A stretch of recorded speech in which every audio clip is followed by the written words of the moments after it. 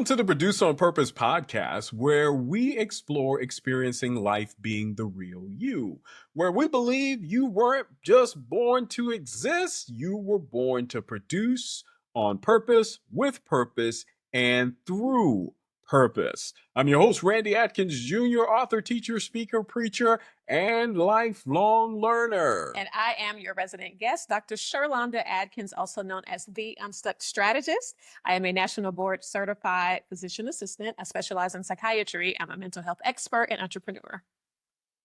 Well, today we're going to be diving into a very special topic.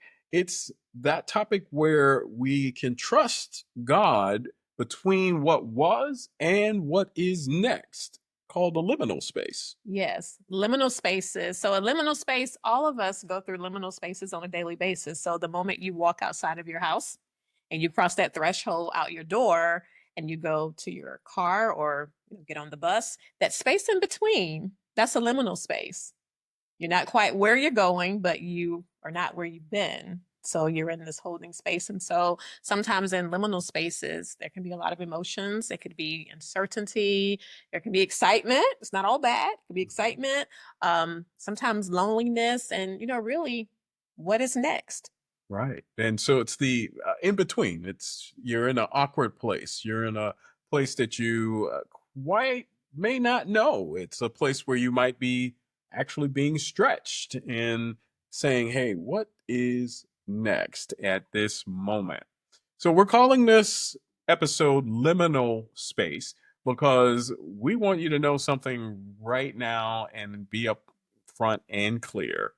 This is not a detour, but it is something that is by design in your life, that we all run into these liminal spaces.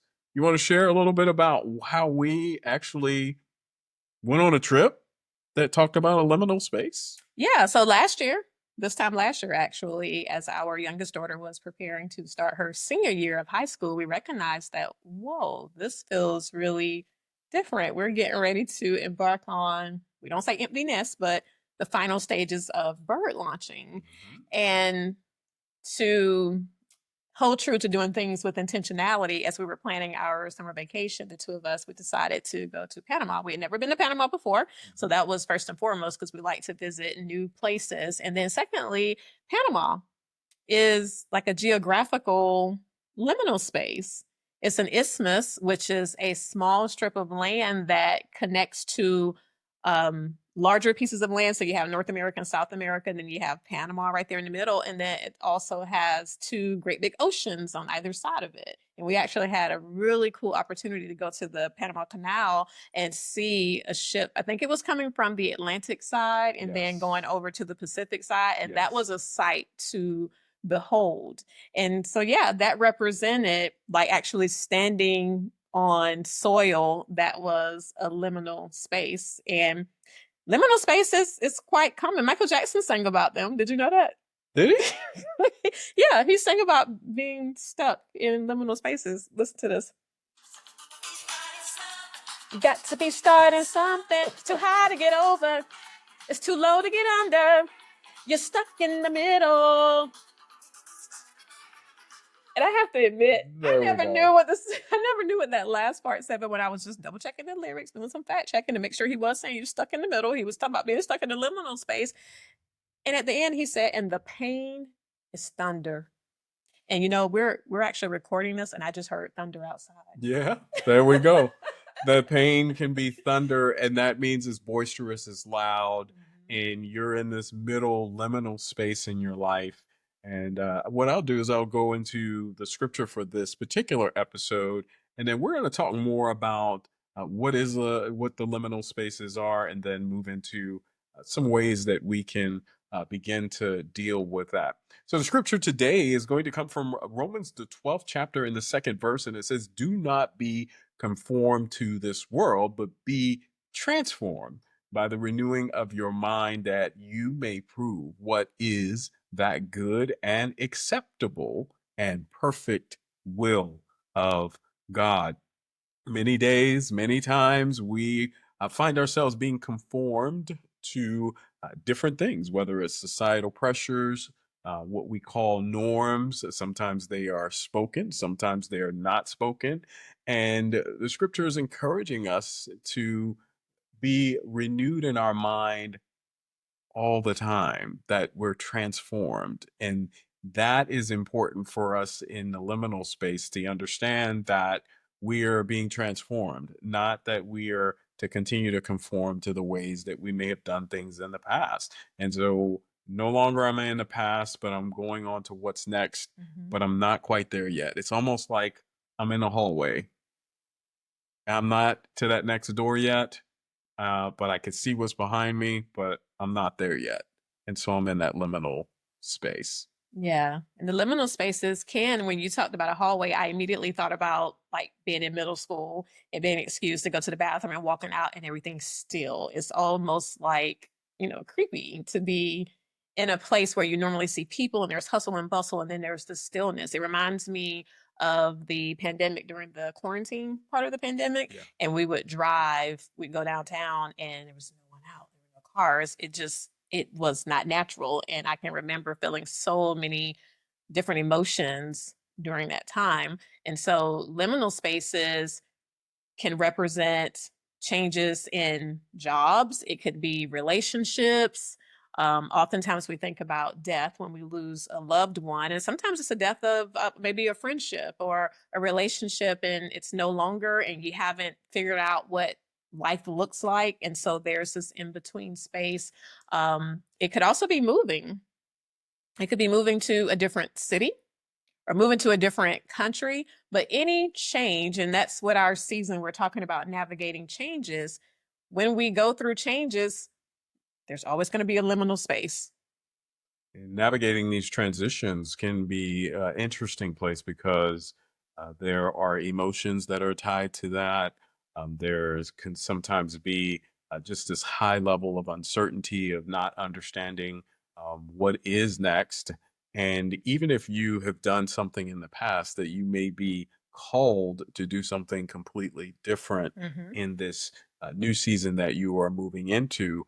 And so as we move into these liminal spaces, it's definitely something that we have to process. We have to begin to go through because I think one of the easiest things to do is to try to attach to something from your past.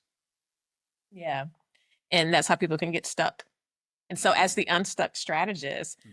with this episode, I want to take some time and walk through the unstuck framework. And so, for those of you who are listening who may be in one or two liminal spaces, because when life is nice and packaged neatly, we may be going through one transition at a time, but often life is messy and unpredictable. So we may have a few liminal spaces that we are in. So as you're listening to this, I want you to think about where you are.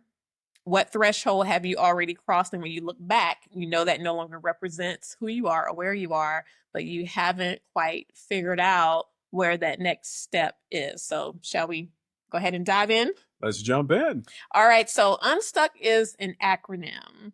And these are the steps, not necessarily in this particular order, but these are all strategies that you need to consider when you're wanting to get unstuck, when you want to move from one space to the next. So I'll start with the U, and that's where we're going to focus most of our attention today. But the U stands for unlearning your definition of success.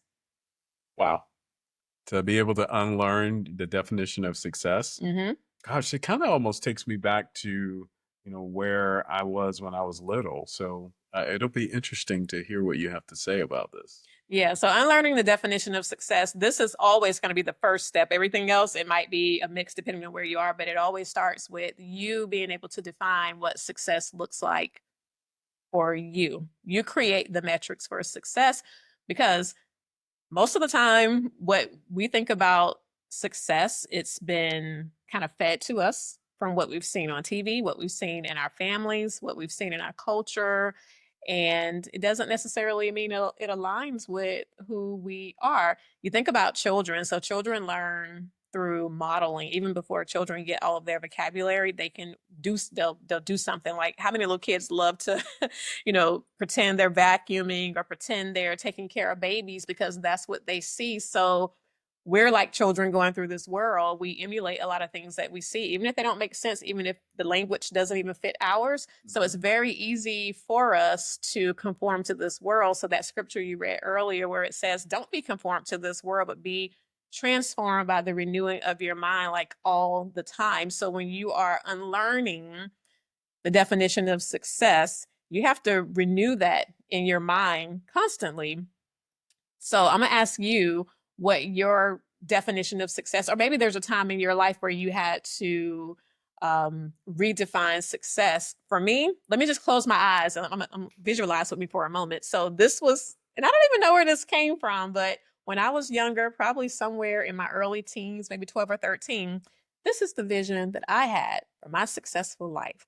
I was going to be dressed in the sharp pantsuit with heels on, probably like Claire Huxtable, with my briefcase in my hand, walking into the building, pressing the button for the elevator, riding up to the 100th floor, getting off, going into my office that overlooks the city, sit down at my desk and do very important things. Oh, That was what success looked like for me. wow. Hey, that sounds very impressive, very detailed as well. Yeah, I believe that my definition of success had to do with driving a really fast car and making sure that I had a very big house, Mm. lots of money where I could just go out and have fun. And more than likely, I was probably flying on some private jet from place to place, doing important things. And I don't know if I had on a three-piece suit or not, but maybe that's what it was at the time. So I believe that's what I had in my mind as being successful. Mm. So it's interesting. I wonder where we got these pictures from. I'm sure for me, it was mostly the media, because when I think back to whenever this image started to gel in my mind, I don't think I knew any women that lived that life. I mean, I grew up in Spartanburg, South Carolina. We didn't even have any buildings that went up to the 100th floor. So I don't know where that came from. Yeah. But we're going to come back to that. This is where we're going to spend our time. But I want to go ahead and mention the rest of the acronym. So unlearning the definition of success. So you redefining what success looks like. And then the N stands for nurturing your soul. Mm. Oftentimes in our busy society, we're just, like hustle bustle, and we don't really take time to do things that feed our soul. And that's very important. And that's part of being unstuck, because you can just run and run through life. And at some point, you're going to give up, and you're going to run out of gas. So it is important to nurture your soul. And then the S stands for stating what you want. That talks about clarity. Hmm. You have to be able to get clear on what it is you want. That's your direction, that's your compass. And that goes hand in hand with redefining success.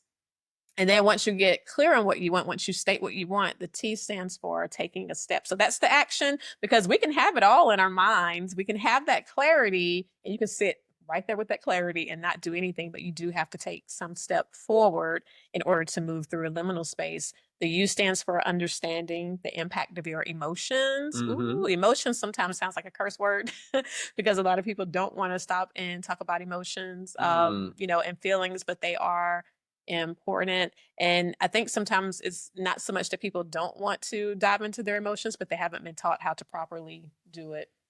Yeah. And then the C is for collaborating.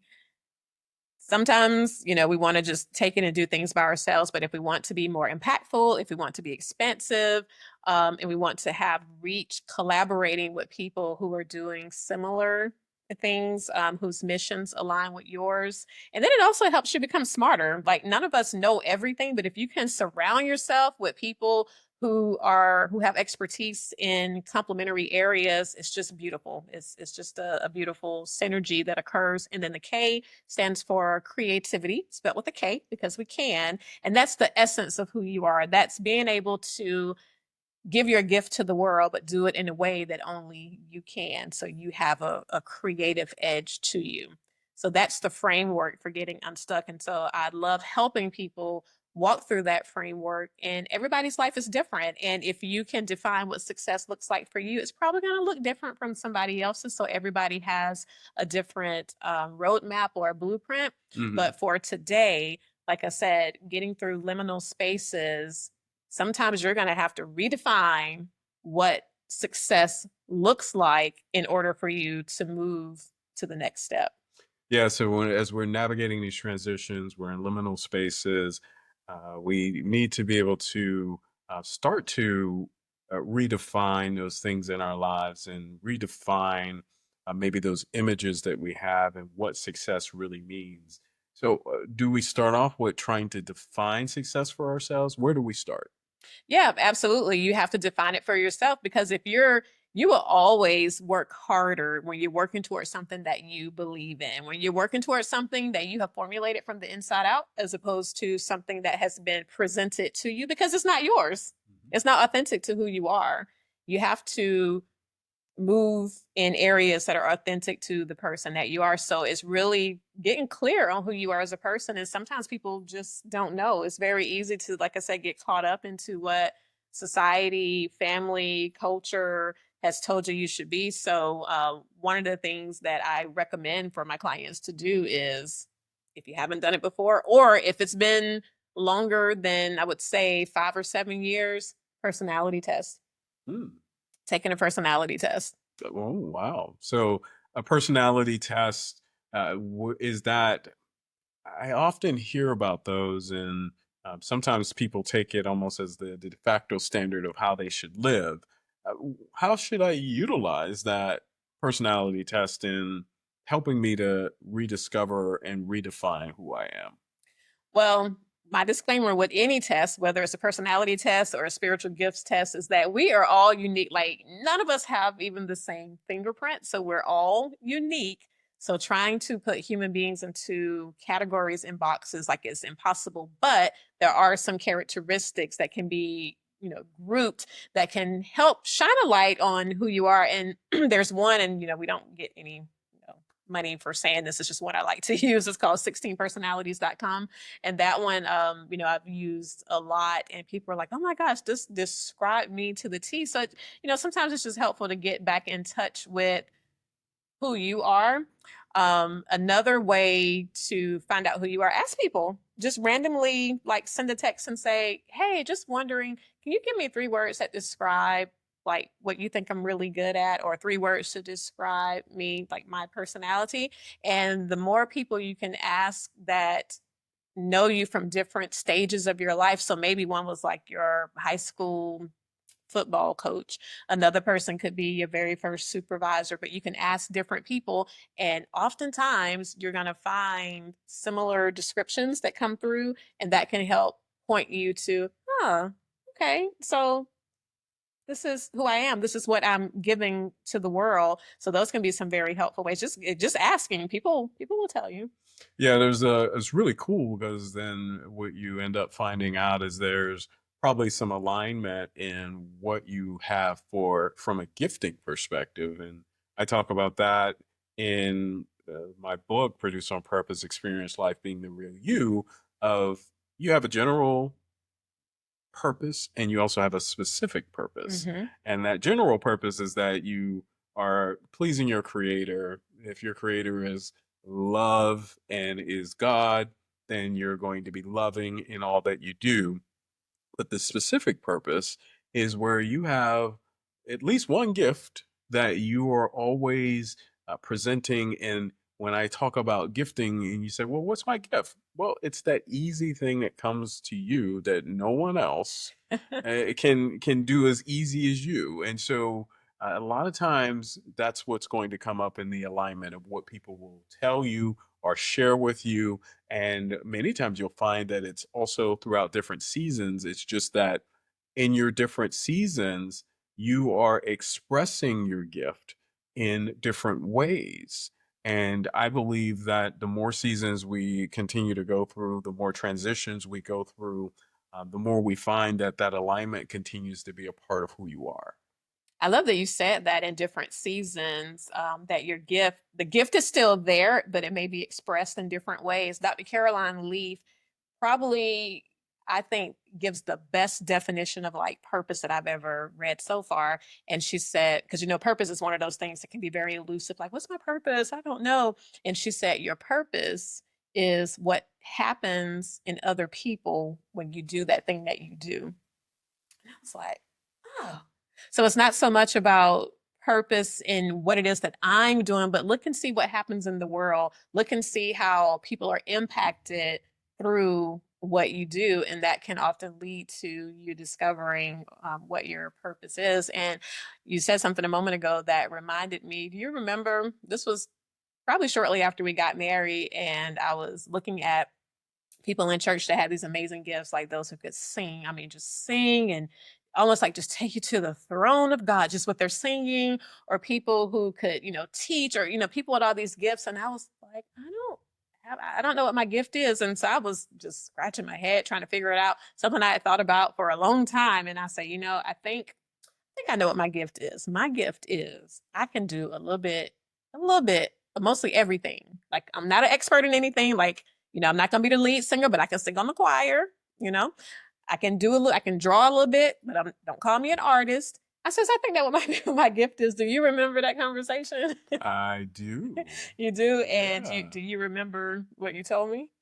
I believe that I told you you did have a gifting, and that part of your gifting had to do with how you impacted people and how you helped people in their different stages of their lives.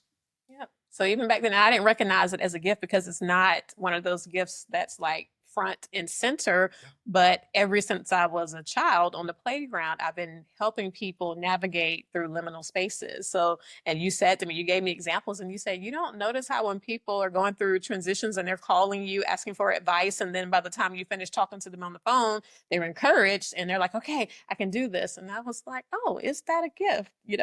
And so we took some spiritual gifts tests, and exhortation ended up being one of my top ones. So anyway, going back to redefining success, so knowing who you are, you got to know what's true to you. What is it that you want to do, like what you want to do that aligns with your gifts, aligns with your desires, and then start from there. So going back to my image that I had of this Miss corporate America on the 100th floor. um, yeah, I had to redefine that because, like I said, I live in South Carolina. I don't know if I don't even think there are any buildings that tall that I could even just go and say, hey, can you hire me? But what I found out is, at heart, I'm more of an entrepreneur. I tend to, and not saying that because I have worked, in corporate before, but I tend to see needs and then start coming up with ideas for how I can meet needs. So it's more of like an entrepreneurial type spirit. I value flexibility. I love freedom of my schedule. I love building in white space on my calendar. So all the things that point to being an entrepreneur. And so I had to recognize that some of the things for me, where success means is like I just said, I like having autonomy in my schedule. I like being able to come up with ideas, being able to pivot quickly versus a lot of, red tape. And then it takes 5 years to implement this new policy. And some people thrive on that. It's nothing wrong with it. But for me, I had to take a step back and figure out what a successful life looks like for me. Yeah, I think it's important to really think about those when you're in those liminal spaces. What is it that allows for my creativity to really spawn, and that begins to give you a place where success can then be what you're defining. So your success should be defined by what are you producing? If you're a producer of your life and you are the one that, as I describe, you're making your own mini movies of your life and you're in this liminal space, how can you begin to make that new series that you're in, because we know Netflix and all of these, there are different series. Every time I bring something up, there's a new series. Mhm. How can I create that new series in my life through the creativity that was born for me? For you, you're saying it's the entrepreneur spirit and being able to do and find problems and solve them and in a particular way. And that's fine. We should all be able to define that. And I think the liminal spaces give us a time to take a step back and stop for a moment to sometimes be able to say, can I be able to define what that is in my life and what this new season is supposed to look like? How can I bring about this place where I have success? What does the success really defined in my life look like? And being able to have the impact that you need in that time, you find that gifting, you find that place where you really fit. And in that moment, you begin to become more clear. I was just reading today a part that said obedience is what comes prior to clarity. Hmm. And when you're obedient to what's in your heart and your intuition and in your gut, then clarity comes. Clarity doesn't come before the obedience. So Oh, we that's have good. to have obedience first. And I believe then you begin to put together pieces of what success might look like and be for you.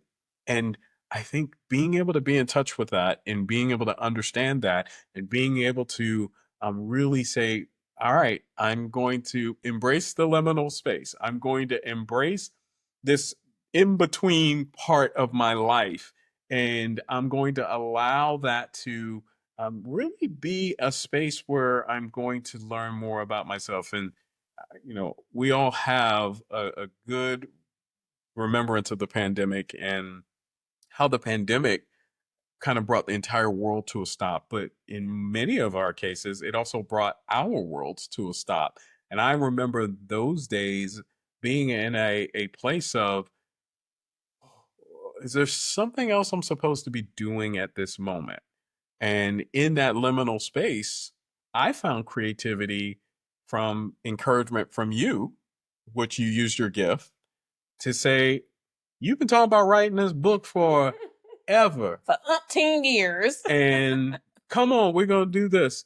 And I did find creativity in that moment. And it was a liminal space to start, and then that's why I'm an author of a published book. Yeah. There we go. Yes, you are. So good things can come out of liminal spaces. And so you had to redefine. There was some redefinition and really just sometimes when things come to a standstill, that's why I go back to that nurturing your soul, why it's so important, because sometimes you are forced to sit, just sit with yourself and not be distracted, and solutions can come about. I want to shift gears a little bit here. Still talking about redefining success, but in terms of relationships. So we're in this transition now where we have all adult children, and it's different.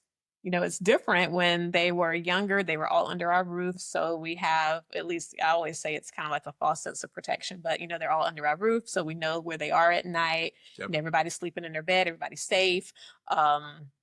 If they need anything, they can come to us. And even if they don't, we can kind of lay eyes on them and tell if something's going on. Well, in this liminal space, of parenting, two of them, we've already, I think, kind of gotten a taste of what it's like. They're living on their own.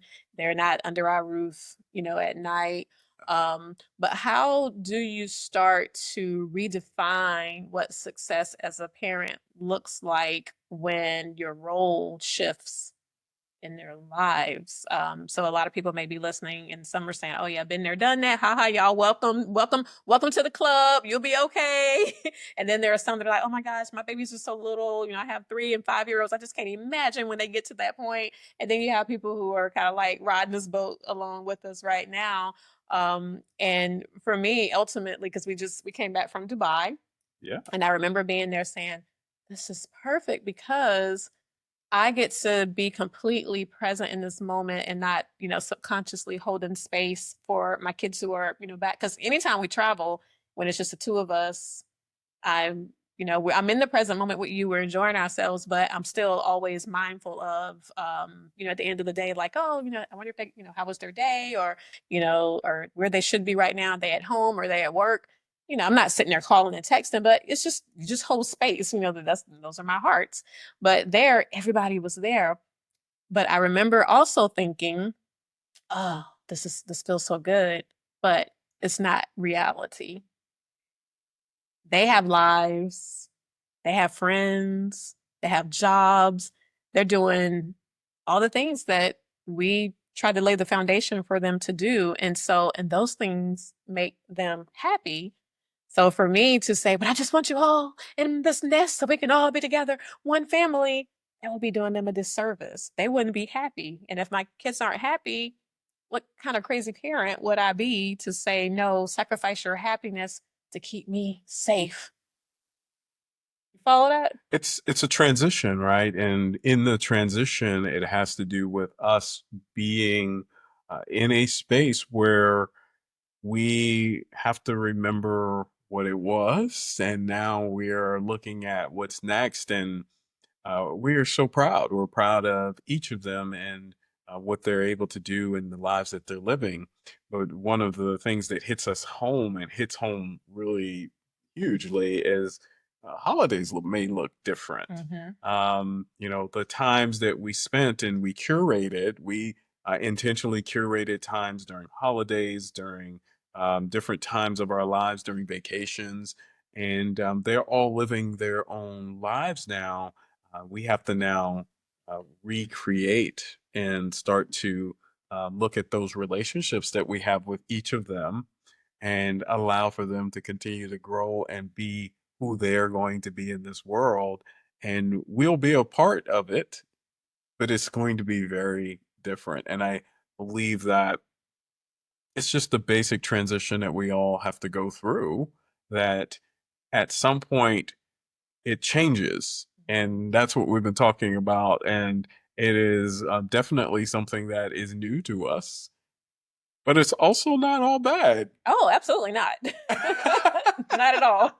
It's not all bad. We actually are enjoying it. It's just in our minds, I feel like there are a lot of things we have to let go of, and maybe things that we may have had just because we had always done it a particular way. Now is the time when things are shifting. They're changing, but we can allow for that change. And I'm glad I have you for my support to help with it. I'm glad I have you too. So again, being unstuck in liminal spaces, redefining, reimagining. Um, I think about journals, some going back to getting in touch with who you are, because even with this parenting journey, I now have some extra time. Yeah. And I'm like, what am I going to do with this extra time? And I don't want to just do stuff just because I can. I want to make sure it's things that I really want to do, things that bring me, joy, that stimulate in my mind. And so, for those of you who don't journal, you can look at pictures. Pictures kind of serve as a reminder too. And sometimes pictures are even more powerful than going back looking at words that are written down, because pictures, you can see a picture and it can pull emotions, like evoke emotions that you may not get from just reading because of just the visual. So those of you who've ever been on those virtual reality rides at the theme parks, and you are literally just sitting in one space and the little contraption has you maybe moving forward, up and down. But what they have in front of you on the big screen, it has you flying like an avatar, or you're doing something, or you're on this roller coaster, and your brain is, your eyes, is giving signals to your brain that, oh my gosh, I'm in danger. We're going around the curve. Ah! And you're sitting there screaming. I always imagine what the workers, those little teenager workers who are sitting there like, wow, this is silly. Look at those people. They're up here screaming and they're literally like just in one spot.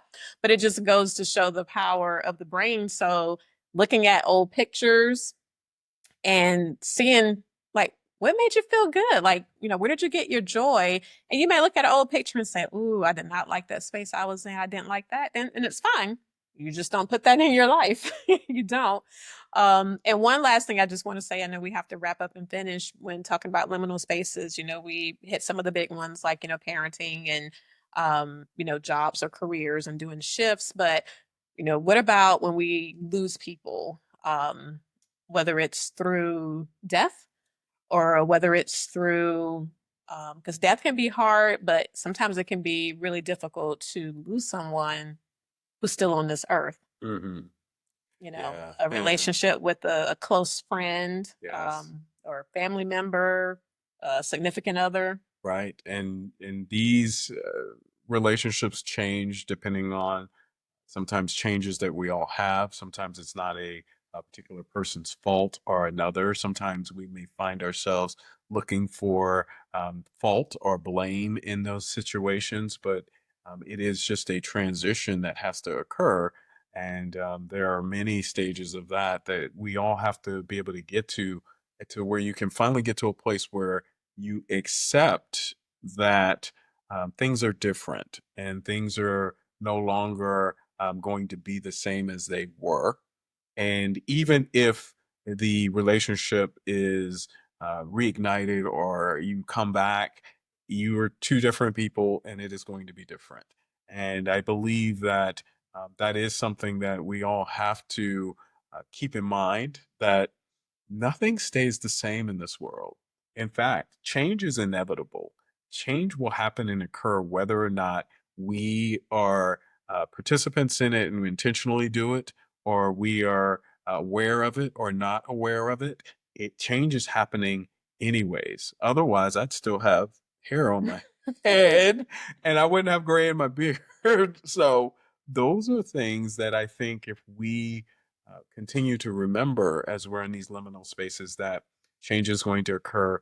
And sometimes when it comes to loss, whether it's somebody that is no longer here or someone is here, that we need to allow for ourselves to make that transition. And there is no time limit. Yeah, that's important. There is no time limit. So going through liminal spaces can it's not linear.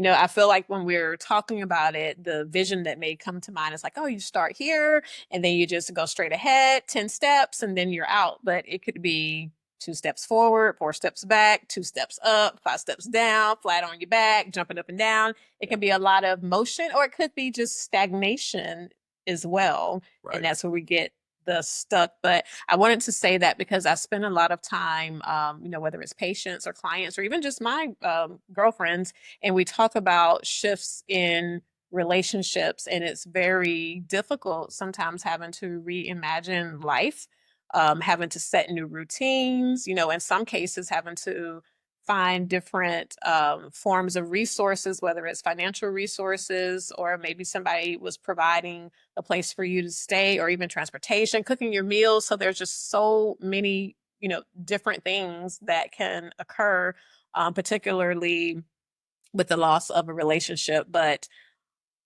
I know it's a lot, but I think Yes. we're about The to. liminal spaces are definitely something not to be afraid of. And we must remember that in those liminal spaces, you brought up a lot of different things that we can do, but understanding and defining and redefining what success is in our lives, making sure we take in a moment and really journal whether it's going to be when as you were saying that I was like we learn to teach when we teach that there are multiple types of learners. There are learners that are visual learners, auditory learners, the kinesthetic, the ones that want to touch and feel things, and sometimes there are learners that are taste and smell. Whatever your learning process is, you want to utilize your journal to if it's writing, write in all of those particular areas and how does it taste, how does it feel, how does it look, what is it. If it's pictures, sometimes pictures can evoke all of those items in your thought processes. So as we are moving through those liminal spaces, we want to define those, and then you can look back and you can see that in that liminal space God is still working, that in the liminal space there's still movement happening. Yes. In the liminal space, there is something that is still moving forward in your life, even if it looks like you might be stuck. Absolutely.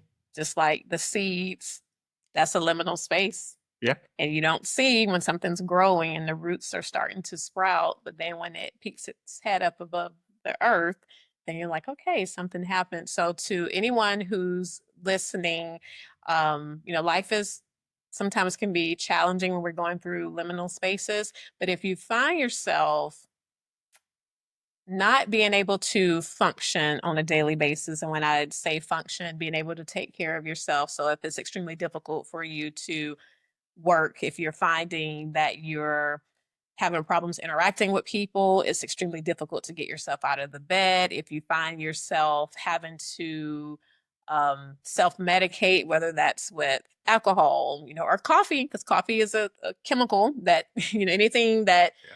changes your brain chemistry, that's considered a substance. But if you're finding that you need so much to get started, or you need something to wind you down, if you're noticing problems with sleep, either just wanting to sleep and not feel rested, or you're not able to sleep and you feel like your mind's always going, or if your anxiety is prohibiting you from being able to function, don't suffer in these liminal spaces by yourself. Get some help. It can be as simple as going to your primary care provider and explaining to them what you're going through, and they can help you, or they can refer you to a psychiatric provider, or they can refer you to a therapist. But a lot of these things that we go through, we've never been through before.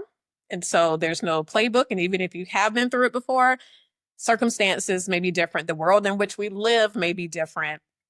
You may have I'm a middle-aged woman now, so your hormones may be different.